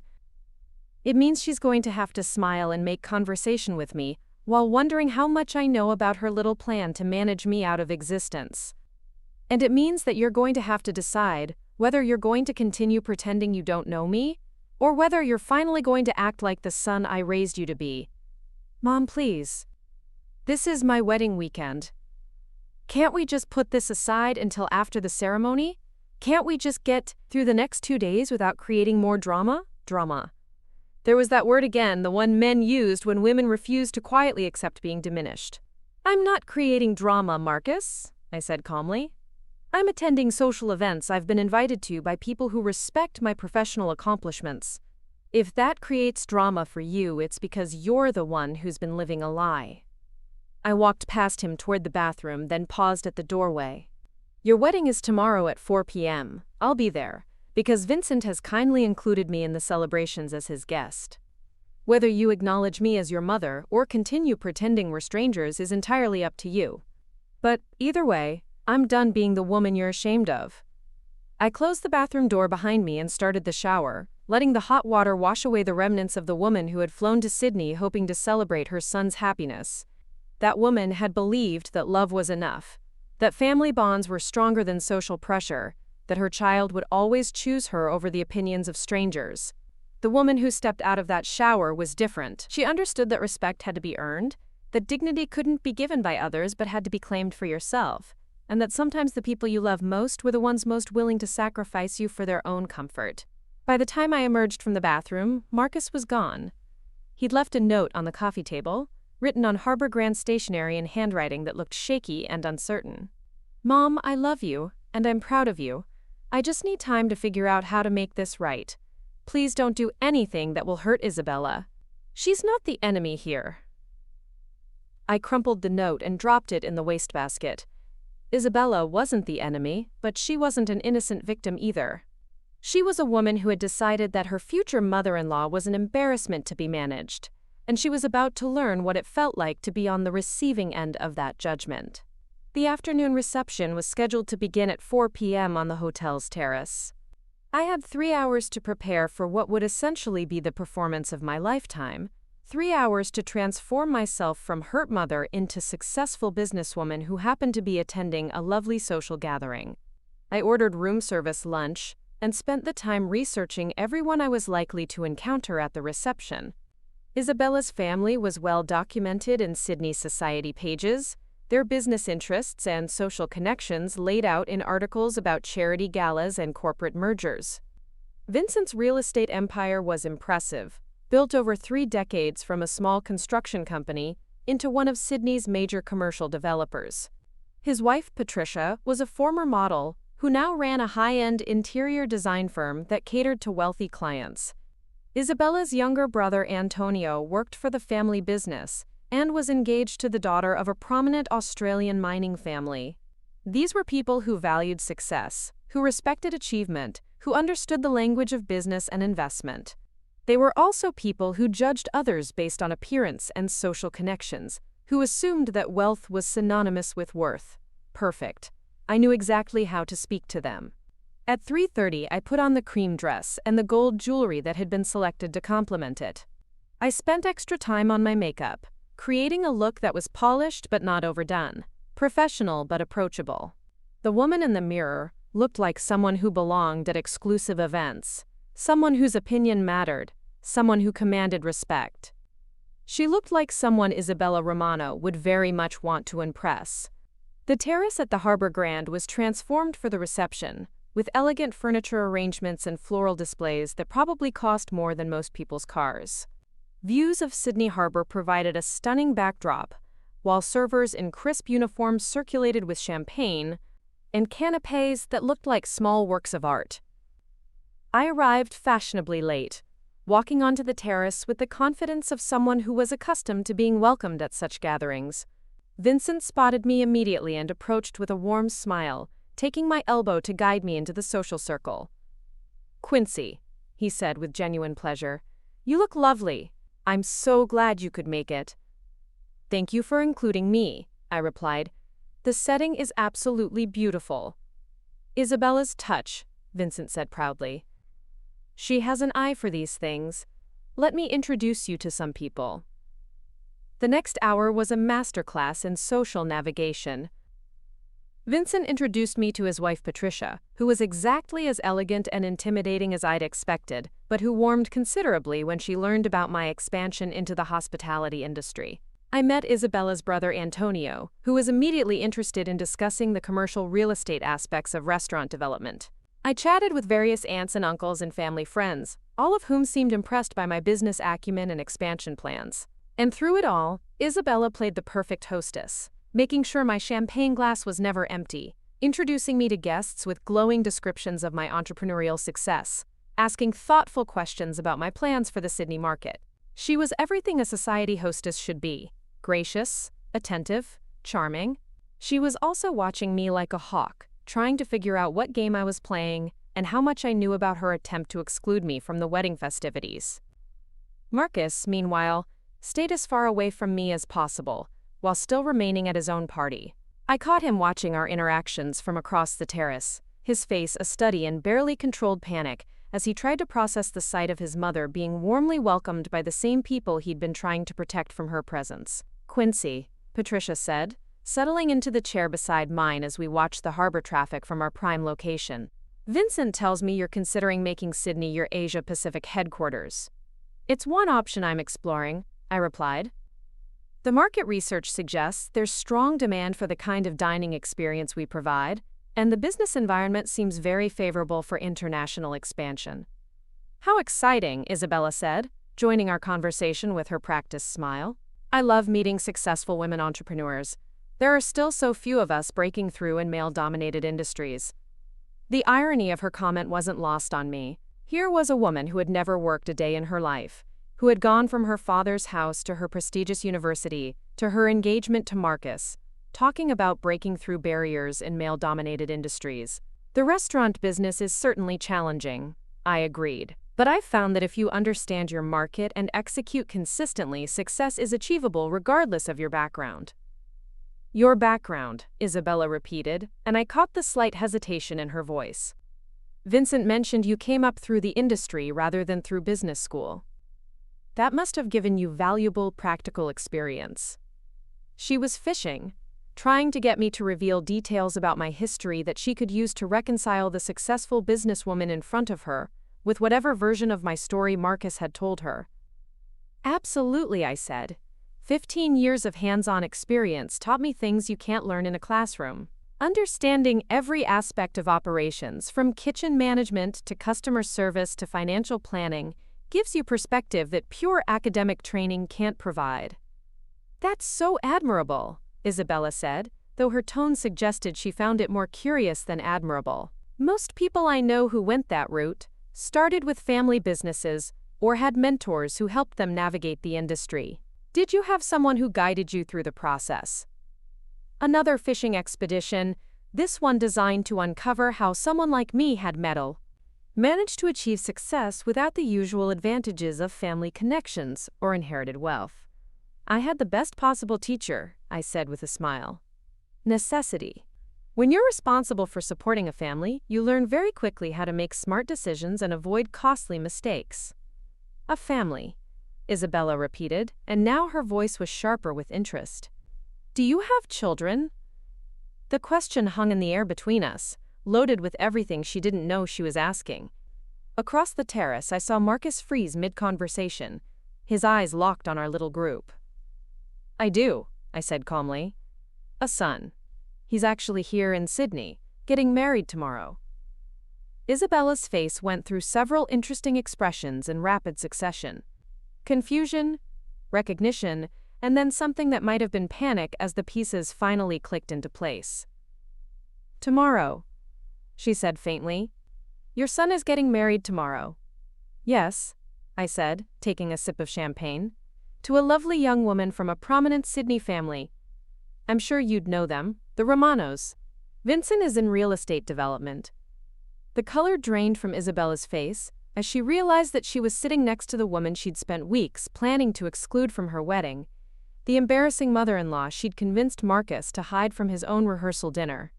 I see, she managed to say, her voice barely above a whisper. Small world, isn't it? I said pleasantly. When Vincent mentioned his daughter was getting married this weekend, I thought what a lovely coincidence. And then when he invited me to attend as his guest, well, how could I refuse such generous hospitality?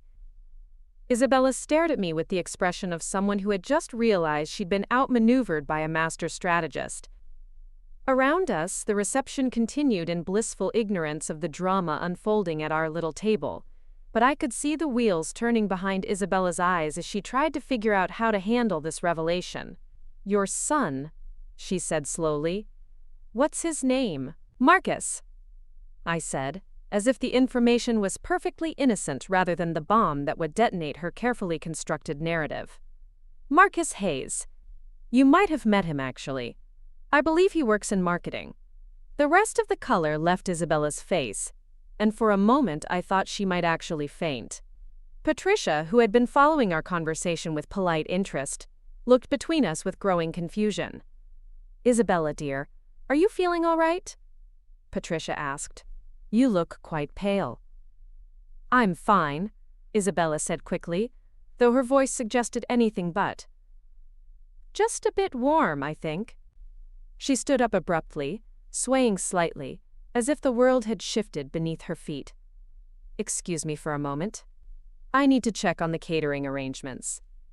She walked away on unsteady legs, leaving me alone with Patricia, who was now looking at me with frank curiosity. I hope I didn't say something wrong, I said with perfectly calibrated concern. I mentioned that my son is getting married tomorrow, and she seemed quite shocked. I do hope I haven't somehow put my foot in my mouth. Your son Marcus, Patricia repeated slowly, getting married to a Romano. That's right, I confirmed. To Isabella, actually, though I get the impression she's quite nervous about the wedding. Pre-ceremony jitters, I'm sure. Patricia stared at me for a long moment, and I could see her mind working through the implications of what I'd just revealed.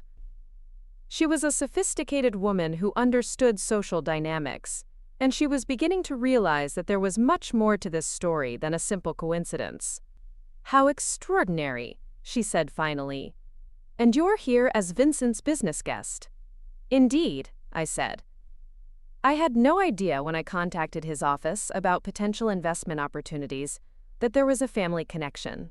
But Vincent has been wonderfully welcoming, and Isabella has been the perfect hostess, though I do hope she's not feeling overwhelmed by the wedding preparations. Across the terrace, I could see Isabella in urgent conversation with Marcus, their body language suggesting a heated exchange conducted in whispers. Other guests were beginning to notice the drama, subtle glances, and meaningful looks being exchanged as people sensed something interesting was happening. I think, Patricia said carefully, that Isabella may have had some concerns about managing all the various social dynamics of the wedding weekend. She's very particular about ensuring that everyone feels comfortable and included. It was a diplomatic way of saying that Isabella was a control freak who tried to manage every detail of every situation to ensure the outcome she desired. But it also suggested that Patricia was beginning to understand that her future daughter-in-law might have made a serious miscalculation. How thoughtful of her, I said, though I hope she hasn't been worrying unnecessarily. I'm quite comfortable in any social situation, and I certainly wouldn't want to create any awkwardness during such an important celebration. The subtext of my words was clear. I knew exactly what Isabella had been planning, and I was giving her an opportunity to gracefully acknowledge her mistake without creating a scene that would embarrass the entire family. But Isabella, it seemed, was not ready to take that olive branch. She was marching back across the terrace with Marcus in tow, her face set in lines of determination that suggested she had decided to confront the situation head-on, rather than try to manage it diplomatically. Behind them, I could see Vincent watching the approaching drama with growing confusion and concern. This was about to get very interesting. Isabella stormed across the terrace with the fury of someone who had just discovered that their carefully orchestrated plan had been completely demolished. Marcus trailed behind her like a reluctant shadow, his face pale and his eyes darting nervously between his fiancée and his mother. The other guests began to sense the approaching confrontation, conversations quieting as heads turned to watch the drama unfold. "Ms. Hayes," Isabella said when she reached our table, her voice tight with barely controlled anger, "I believe we need to discuss something privately." I remained seated, taking another leisurely sip of champagne before looking up at her with mild interest. "Of course, dear. What's on your mind?" The casual endearment hit its mark. Isabella's jaw clenched visibly, and I could see her struggling to maintain her composure in front of the other guests. She was trapped between her desire to confront me and her need to preserve the elegant facade she'd spent so much time cultivating. "Perhaps we could step inside for a moment," she said through gritted teeth. "There seems to be some confusion about your connection to our family." "Confusion?" I turned to Patricia with a look of genuine bewilderment. "I'm afraid I don't understand. I mentioned that my son Marcus is marrying your daughter, and now Isabella seems upset. Have I said something inappropriate?" Patricia's eyes narrowed slightly as she processed the subtext of what was happening. She was beginning to realize that her future daughter-in-law had created a situation that could reflect very poorly on the Romano family's reputation for hospitality and grace. "Isabella," Patricia said carefully, "perhaps you could explain what's troubling you?" The question was posed with the kind of maternal authority that brooked no argument. Isabella found herself caught between her desire to handle this privately and her future mother-in-law's direct request for clarification. "It's just that," Isabella began, then stopped, clearly realizing that any explanation would reveal her own role in trying to exclude me from the wedding festivities. "It's complicated." "What's complicated about it?" Vincent had approached our table, drawn by the obvious tension in his daughter's voice. "Quincy mentioned she has a son getting married tomorrow. I think it's wonderful that our families are connected through business and personal relationships." Marcus stood slightly behind Vincent, looking like he wanted to disappear into the harbor. The irony of the situation wasn't lost on me. The son who had been so concerned about protecting Isabella's family from my embarrassing presence was now watching his fiancée create the exact kind of scene he'd been trying to avoid. "Dad," Isabella said, her voice taking on a pleading quality, "could we please discuss this privately? There are some family matters that need to be addressed." "Family matters?" Vincent's confusion was genuine. "Quincy is practically family already if her son is marrying you. I don't understand what needs to be discussed privately."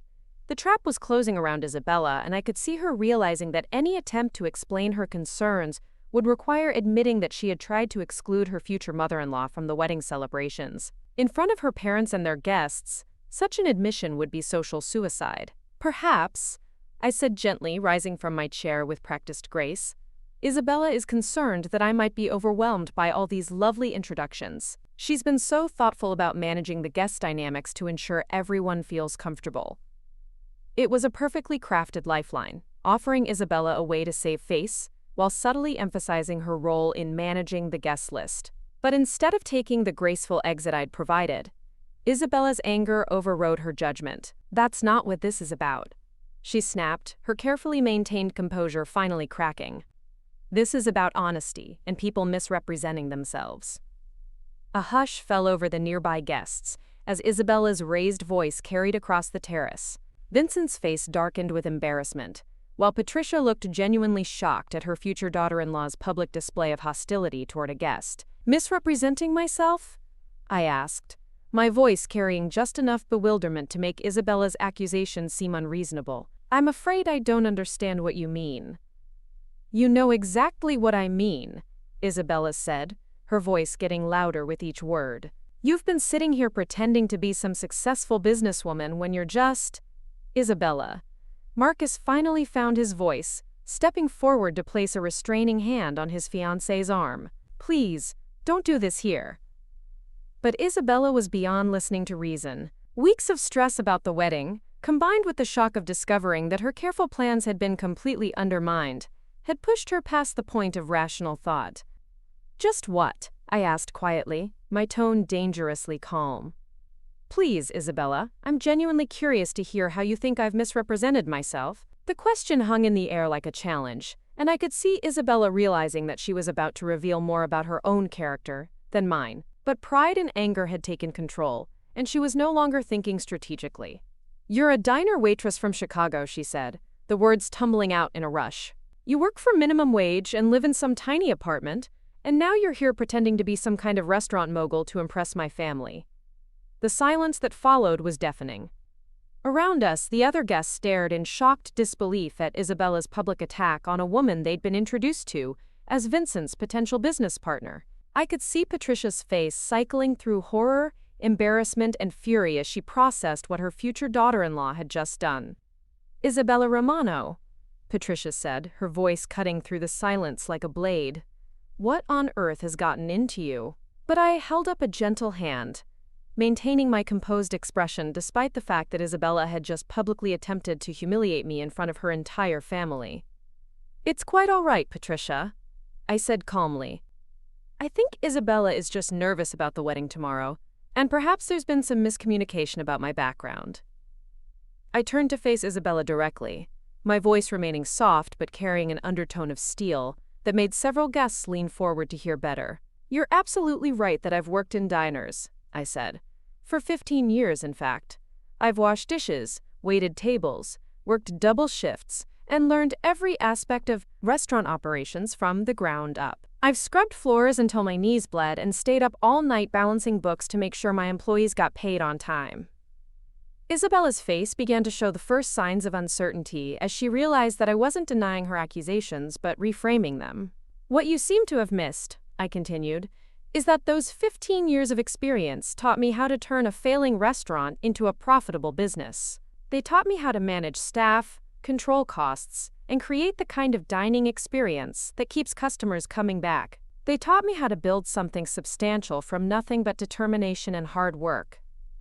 Vincent was watching this exchange with growing fascination, clearly beginning to understand that there was much more to my story than Isabella had realized. "The 3 restaurants I currently own," I said, my voice carrying clearly across the now silent terrace, "generate over $2 million in annual revenue. The expansion plans I've discussed with your father involve an initial investment of $5 million and projected growth that could triple that within 5 years." Isabella's face went ashen as the numbers sank in. Around us, the other guests were beginning to murmur among themselves, their expressions shifting from confusion to interest as they processed this information. "So yes," I said, "I am absolutely a diner waitress from Chicago. I'm also a successful business owner who built an empire from nothing but sweat and sacrifice. The question isn't whether I've misrepresented myself, Isabella. The question is why you assumed that my working-class background disqualified me from achieving success." The accusation hit its target with devastating accuracy. Isabella stood there speechless, realizing that she had just publicly revealed her own prejudices and assumptions in front of the very people she'd been trying to impress. Vincent stepped forward, his expression a mixture of admiration and concern. "Quincy, I owe you an apology for my daughter's behavior. This is completely unacceptable." "There's no need to apologize," I said graciously. "I think Isabella and I simply had different perspectives on what qualifies someone to be part of this family." The emphasis on "this family" was subtle but unmistakable. I was claiming my place as Marcus's mother and, by extension, as Isabella's future family member, regardless of her attempts to exclude me. Marcus, who had been standing frozen throughout this entire exchange, finally seemed to find his backbone. He stepped forward, his face flushed with what might have been shame or anger or both. "Mom," he said, his voice carrying clearly across the terrace, "I owe you an apology too. A much bigger one than anyone else here." The word "mom" rippled through the gathered guests like a shockwave. Those who hadn't already pieced together the family connection now understood exactly what they'd been witnessing. A bride publicly attacking her future mother-in-law at her own pre-wedding reception. "Marcus," Isabella said desperately, "please, let's discuss this privately." "No," Marcus cut her off, his voice stronger than I'd heard it in years. "We should have discussed this privately weeks ago, before you convinced me to uninvite my own mother from our rehearsal dinner." The gasps from the assembled guests were audible now. Patricia looked like she might faint from the social embarrassment, while Vincent's face was turning an alarming shade of red. "You did what?" Patricia said, her voice barely controlled. Marcus looked directly at his mother, and for the first time since he'd arrived in Sydney, I saw something like the boy I'd raised looking back at me. "Mom, Isabella was worried that you might feel out of place at the rehearsal dinner. She suggested it would be kinder to let you skip it and just attend the wedding ceremony. And I went along with it because I was scared that you and her family wouldn't get along, that there might be awkward moments or misunderstandings." "Scared of what, exactly?" I asked gently. Marcus's face crumpled with shame. "Scared that they'd judge you. Scared that they'd think less of me because of where I came from. Scared that I wasn't good enough for this world, and that having you there would remind everyone of that fact." The honesty of his admission hit me harder than Isabella's insults had. This was my son finally acknowledging the fears and insecurities that had driven his behavior, finally admitting that he'd been ashamed of our shared history. "And what do you think now?" I asked. Marcus looked around the terrace at the assembled guests, all of whom were hanging on every word of this family drama. His gaze landed on Vincent, who was watching him with an expression that suggested he was rapidly reevaluating his future son-in-law's character. "I think," Marcus said slowly, "that the only person here who should be ashamed is me. I think I've spent so much time worrying about what other people would think that I forgot who raised me to be better than that. And I think that my mother just demonstrated more grace and dignity in the last 5 minutes than I've shown in the last 5 years." The silence that followed was heavy with emotion. I could see tears in Patricia's eyes, while Vincent looked like a man who was finally understanding the full scope of his daughter's behavior. Isabella, meanwhile, looked like she wanted to disappear entirely. She stood there, surrounded by her family and friends, all of whom had just witnessed her attempt to publicly humiliate a woman who had responded with nothing but grace and class. "Isabella," Vincent said, his voice carrying the authority of a man who had built an empire and wasn't about to watch his daughter destroy the family's reputation, "I think you owe Ms. Hayes an apology." "Dad, you don't understand." "I understand perfectly," Vincent cut her off. "I understand that you tried to exclude your future mother-in-law from family celebrations based on your assumptions about her background. I understand that you just attempted to publicly embarrass a woman who has been nothing but gracious and professional in all her interactions with our family. And I understand that your behavior reflects very poorly on the values your mother and I tried to instill in you." Isabella's face went through several emotions before settling on something that might have been panic. She was realizing that her actions hadn't just affected her relationship with me, but had damaged her standing with her own family. "Ms. Hayes," she said, her voice small and uncertain, "I apologize for my outburst. I was stressed about the wedding, and I spoke without thinking." It was barely an apology, more of a damage control measure designed to minimize the social fallout. But I could see that Isabella was still fundamentally convinced that she'd been right to be concerned about my presence, even if she regretted the public nature of her attack. "Apology accepted," I said graciously. "I understand that wedding planning can be overwhelming, and I'm sure you want everything to be perfect for tomorrow." My response was perfectly calculated to emphasize Isabella's poor behavior while maintaining my own dignity. Around us, the other guests were beginning to resume their conversations, though I could feel their continued attention on our little group. Vincent, however, wasn't finished.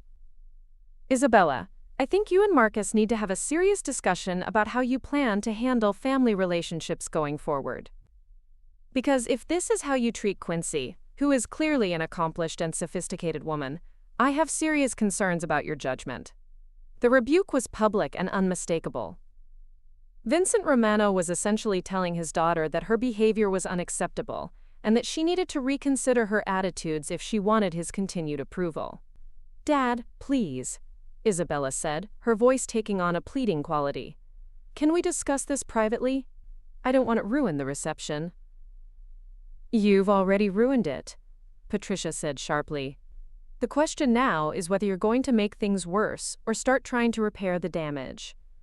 Marcus stepped forward again, and I could see him making a decision that would define the rest of our relationship. Isabella, he said, his voice steady and determined, I need you to understand something. This woman raised me by herself from the time I was 3 months old. She worked multiple jobs to put food on the table and clothes on my back. She sacrificed everything she had to give me opportunities she never had herself. And she built a successful business through nothing but her own intelligence and determination. He turned to face the assembled guests, his voice carrying clearly across the terrace. My mother is the strongest, most capable person I know. She taught me everything I value about work ethic and integrity and treating people with respect. And if anyone here has a problem with that, then they have a problem with me. The declaration was everything I'd hoped for and more. My son was finally standing up for me, finally claiming our shared history with pride instead of shame. But more than that, he was doing it in front of the very people he'd been trying to impress, risking their approval to defend his mother's dignity. Vincent began to applaud, slowly at first but with growing enthusiasm. Patricia joined him, then other guests around the terrace, until the sound of applause filled the air. I felt tears prick my eyes as I realized that this room full of strangers was showing me more respect and appreciation than my own son had in years. Isabella stood in the middle of this demonstration of support for me, her face pale and her hands clenched at her sides. She was beginning to understand that her attempt to exclude me had backfired spectacularly, that she was now the one who looked small and petty and unworthy of the family she was marrying into. Mom, Marcus said, stepping closer to me, would you do me the honor of walking me down the aisle tomorrow? I know it's not traditional, but I think it's time I stopped caring about what's traditional and started caring about what's right. The gesture took my breath away. In all my fantasies about this wedding, I'd never imagined that my son would ask me to take on the role typically reserved for fathers. It was an acknowledgement not just of my place in his life, but of the fact that I had been both mother and father to him throughout his childhood. I would be honored, I said, my voice thick with emotion. The applause resumed, louder this time, and I saw Vincent nodding with approval. Even some of Isabella's relatives were smiling, clearly moved by the gesture and the family reconciliation they were witnessing. But Isabella herself looked stricken, realizing that the wedding she'd planned so carefully was being rewritten in front of her eyes. The careful choreography she'd orchestrated, the image she'd wanted to project, the story she'd wanted to tell about her perfect union within a successful young man from a good family. All of it was being replaced with a different narrative entirely. Marcus, she said desperately, can we please talk about this? There are traditions, protocols. The only tradition I care about, Marcus interrupted, is honoring the woman who made my success possible. Everything else is just pageantry. Vincent clapped his future son-in-law on the shoulder with obvious approval. Well said, young man. Family comes first, always. The message was clear. Vincent Romano respected loyalty and integrity above social conventions. He was impressed by Marcus's willingness to publicly acknowledge his mother's importance, and he was clearly disappointed in his daughter's behavior. Over the next hour, the reception gradually returned to its normal flow, though I remained the center of attention in ways Isabella had clearly never intended. Guests approached me throughout the evening to hear more about my business, to compliment me on raising such a fine young man, to express their admiration for my success story. Vincent introduced me to several potential investors who were genuinely interested in my expansion plans. Patricia sought me out to apologize again for her daughter's behavior and to express her excitement about welcoming me into the family. Even Isabella's brother Antonio made a point of telling me how impressed he was with my business acumen and how much he looked forward to working with me on the Sydney development project. Through it all, Isabella moved through her own reception like a ghost, smiling when spoken to but clearly shaken by how completely her narrative had been overturned. She'd planned to be the center of attention at this gathering, the beautiful bride-to-be, surrounded by admiring family and friends. Instead, she found herself overshadowed by the woman she'd tried to exclude, watching as her own family embraced me as one of their own.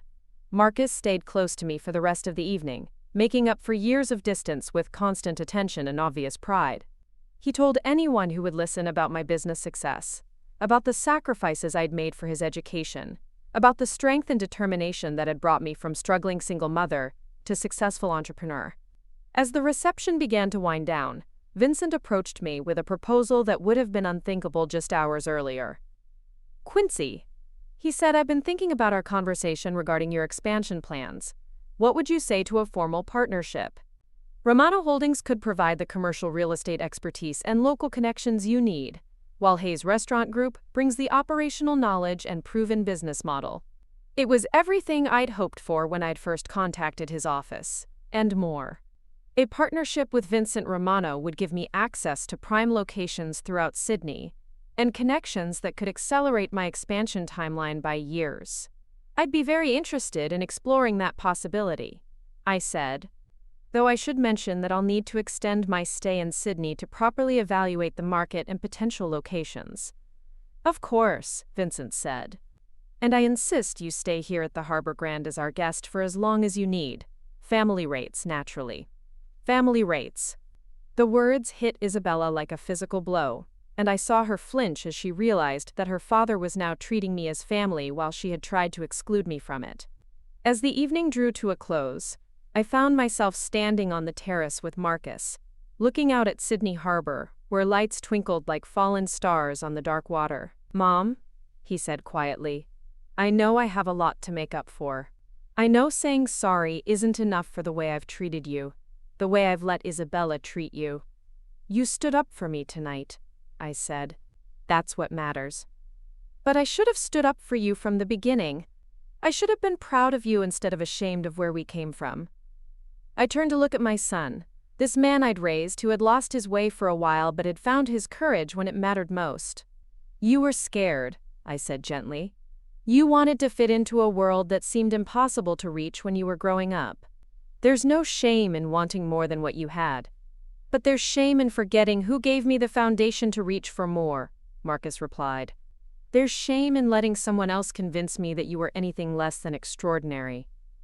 We stood in comfortable silence for a moment, and I felt the last of my anger toward him dissolving. He was still my son, still the boy I'd raised with love and sacrifice, and he'd proven tonight that the values I'd tried to instill in him were still there beneath the surface. "What happens now?" Marcus asked. "With Isabella, I mean. After tonight, I don't know if she'll ever be able to accept you as part of our family." It was a fair question. Isabella's behavior tonight had revealed fundamental differences in values and character that wouldn't be easily overcome. She'd shown herself to be someone who judged people based on their backgrounds rather than their accomplishments. Someone who was willing to exclude family members when they didn't fit her image of perfection. "That's not my decision to make," I said. "I've done what I came here to do. I've attended your wedding celebrations as your mother. I've been welcomed by your future family. And I've shown everyone exactly who Quincy Hayes really is. What Isabella chooses to do with that information is up to her. And what if she can't accept it? What if she can't get past her prejudices about working-class backgrounds?" I looked at my son with all the love and wisdom I'd accumulated over 27 years of raising him. "Then you'll have to decide what kind of man you want to be, Marcus. Do you want to be someone who builds a life with a partner who demands that you be ashamed of your history? Or do you want to be someone who chooses love that includes all of who you are, not just the parts that look good in wedding photos?" The question hung between us as the harbor breeze carried the sounds of the reception winding down behind us. Tomorrow, Marcus would walk down the aisle with me by his side, in front of all the people who had witnessed tonight's revelations. And Isabella would have to decide whether she could marry a man whose working-class background was no longer a secret, whose mother was no longer hidden away like a shameful family secret. Whatever happened next, I knew that I had reclaimed my place in my son's life and my own sense of dignity. I was no longer the woman who could be dismissed or managed or hidden away when it was convenient. I was Quincy Hayes, successful businesswoman, devoted mother, and future partner in one of Sydney's most prestigious real estate ventures. And tomorrow, I would walk my son down the aisle with my head held high, surrounded by people who respected my accomplishments and valued my place in their family. Whether Isabella Romano could find a way to accept that reality would determine not just the future of her marriage, but the kind of person she chose to be. The wedding bells would ring tomorrow, but tonight belonged to me. Tonight, I had won back my son's respect, earned his future father-in-law's partnership, and proven that sometimes the best revenge is simply refusing to be diminished by other people's small-minded assumptions. The woman who had flown to Sydney as an unwanted embarrassment was returning home as a valued family member and successful business partner. And that transformation had nothing to do with luck or charity or anyone else's generosity. It had everything to do with the strength and determination that had always been there, waiting for the right moment to shine. Up next, you've got 2 more standout stories right on your screen. If this one hit the mark, you won't want to pass these up. Just click and check them out.